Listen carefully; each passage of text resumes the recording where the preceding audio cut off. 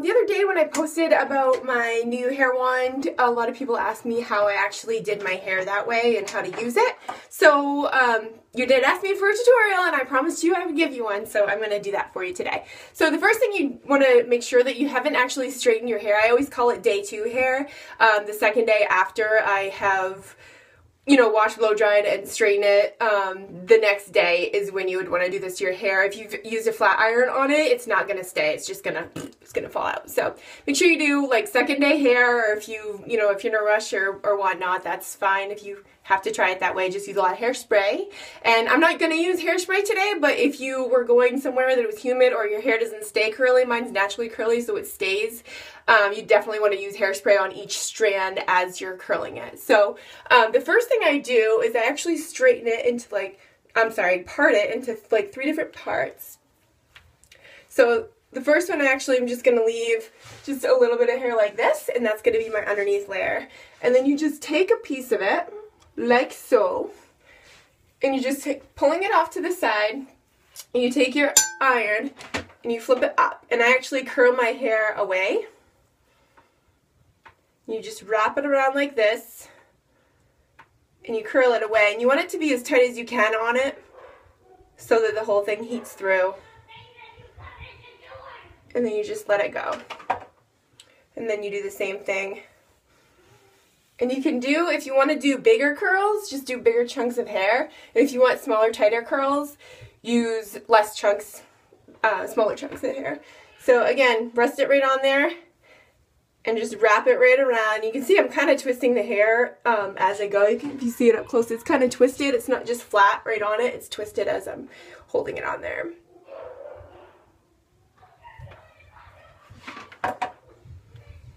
And then on the other side, I just flip the way that I curl it. I curl it again away from my face, and I split it into half. And on this side, it took me a long time to do this the other way with my left hand.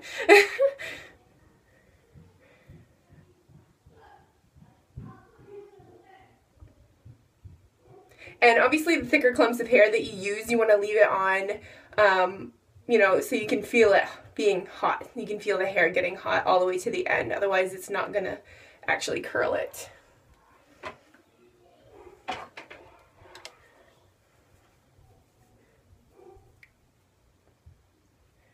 And if you want, you can get a little tighter by curling that in just a little bit more.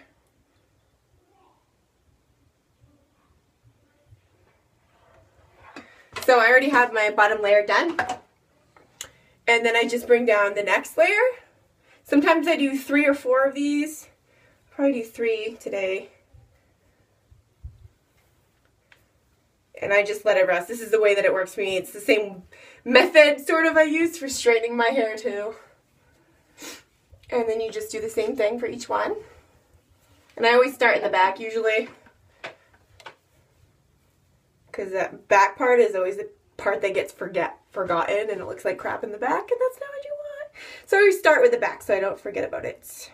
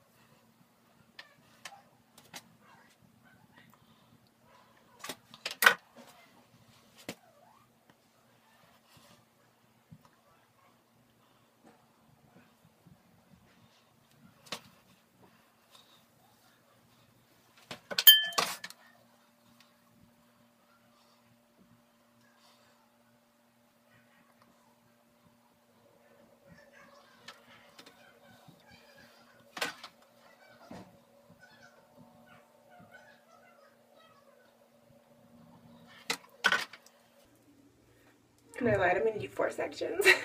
I guess that's what I normally do. I have a lot of hair on the very top of my head, so I kind of have to do it separate so it doesn't get lost. Because if you get, the sections are too big, it won't come out very well either.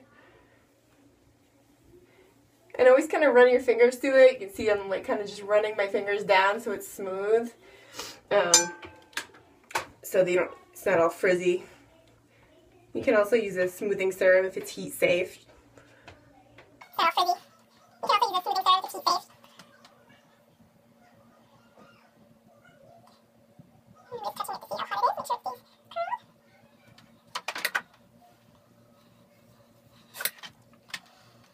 because I have so much hair on the top of my head, the top part of it, I always kind of do smaller parts, well, smaller pieces, excuse me, so that they're able to get heated all the way through and stay curly, because you want that to be your hair.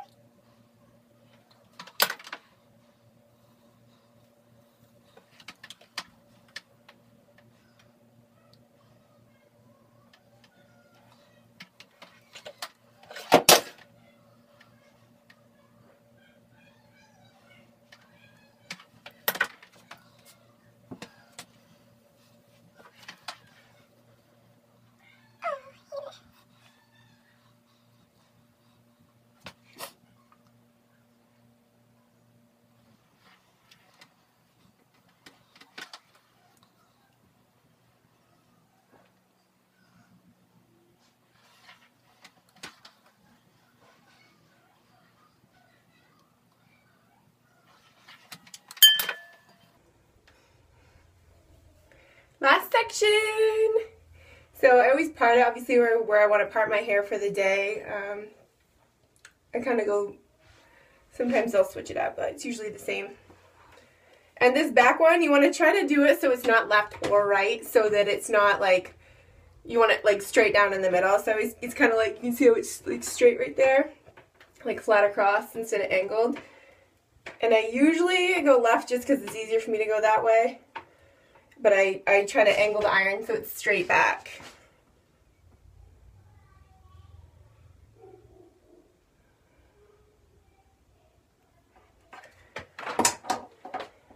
And I always choose this top to be a little bit thinner, smaller.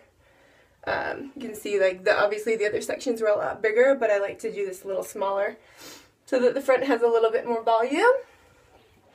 And same thing, I'm going to curl this more toward the back instead of off to the side so that it fills out the back part of it.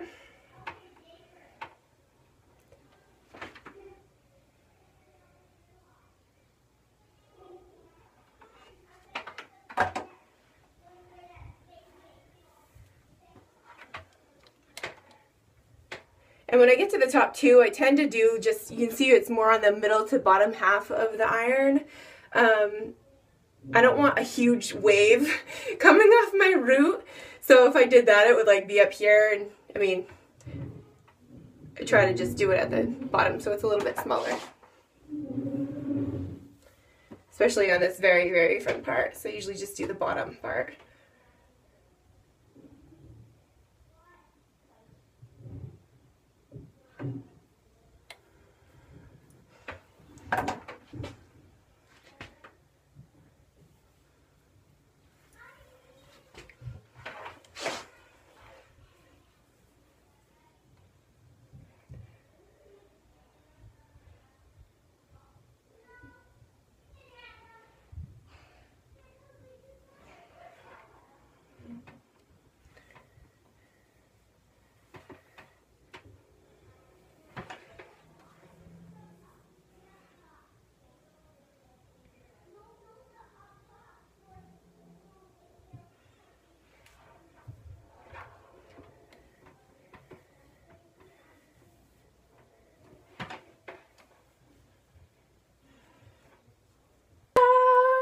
Kind of just run my fingers through it a little bit, and you have curly, big hair. So I hope you're able to do it. I hope I explained it well enough for you. Let me know if you have any questions. If you don't, though, I don't mind answering. Bye!